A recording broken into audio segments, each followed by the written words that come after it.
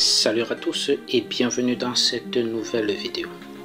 Voici une histoire réelle concernant P-Network.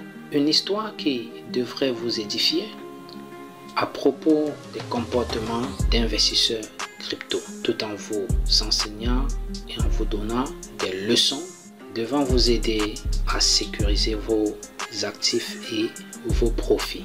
P-Network est un projet blockchain, un projet communautaire qui a fait du buzz depuis son lancement, depuis l'ouverture du mainnet le 20 février 2025.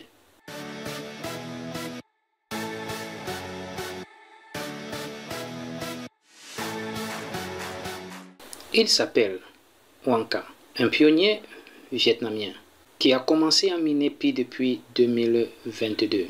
Il possédait plus de 1000 Pi dans son portefeuille, dans son Pi Wallet.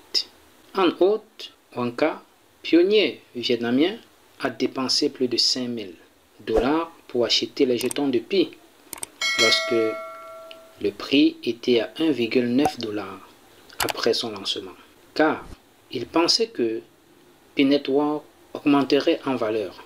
Malgré le fait qu'on lui avait conseillé de prendre des bénéfices, lorsque le prix a atteint un pic de 3 $, il s'est dit non. Il a tenu bon car il s'attendait à ce que le prix continue d'augmenter. Cependant, le prix a continué à baisser. Quelques jours passés, rendu au 21 mars, le prix n'était plus qu'à environ 0,89 $. Wanka voyait donc son investissement s'évaporer de plus de la moitié. Cela le rendait très anxieux et il envisagea de vendre à perte car une partie de l'argent avait été empruntée.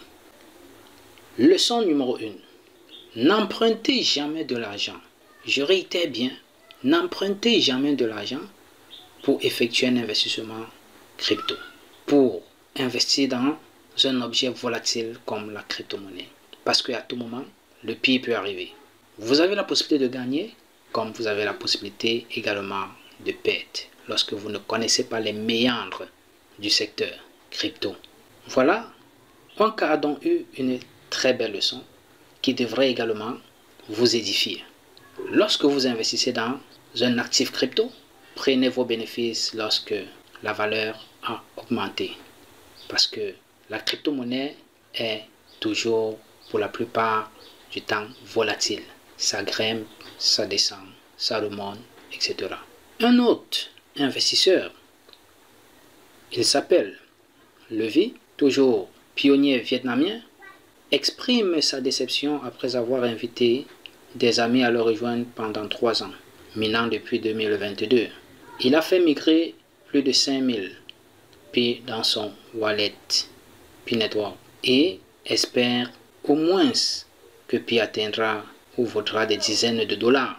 Cependant, voyant le prix continuer à s'effondrer, il est déçu et il prévoit, lui aussi, de vendre, malgré que ce soit ses Pi à lui, de vendre 2/3 des Pi qu'il détenait, soit plus de 1500 Pi.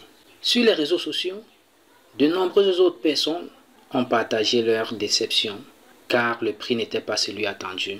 Avant le lancement du réseau, la communauté avait de grandes attentes, demandant même une valorisation de chaque Pi entre 500 et 1000 $ pour un Pi. Lorsque le prix de Pi a continué à baisser après l'ouverture du réseau, de nombreuses personnes ont été découragées.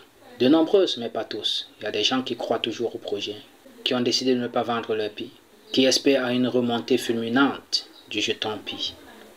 Mais attention, leçon numéro 2, provenant des experts du marché des crypto-monnaies.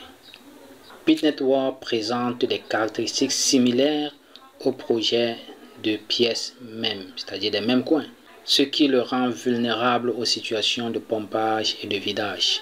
Il pense que le prix va encore baisser à mesure que davantage de Pi seront commercialisés, puisque vous savez qu'une bonne partie des jetons de Pi restent encore verrouillés pour un nombre de temps.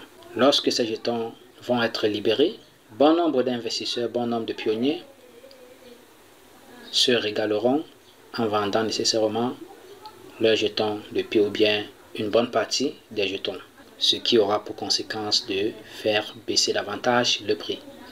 Selon les données d'analyse des portefeuilles, il pourrait y avoir actuellement plus de 7 milliards de Pi en circulation, tandis que l'offre totale maximale est de 100 milliards. De nombreux portefeuilles verrouillés pour accélérer l'exploitation minière seront bientôt ouverts, contribuant aussi à de nouvelles baisses de prix. Ce que nous pouvons dire, c'est que bien que Pi Network ait annoncé l'ouverture de son réseau depuis le 20 février, le projet est toujours considéré comme incomplet en raison du manque de contrats intelligents et de transparence du code source. Le mois dernier, mois de mars passé, l'équipe de développement n'a apporté que quelques modifications mineures telles que l'hébergement d'enchères de noms de domaine qu'ils ont appelé Pi-Domain, l'expansion de l'écosystème et l'activation des transactions internes via Pi-Fest. Voilà donc, chers pionniers, puissent ces petites histoires vous éclairer et vous édifier à propos du réseau Pi et en général des projets de crypto-monnaie.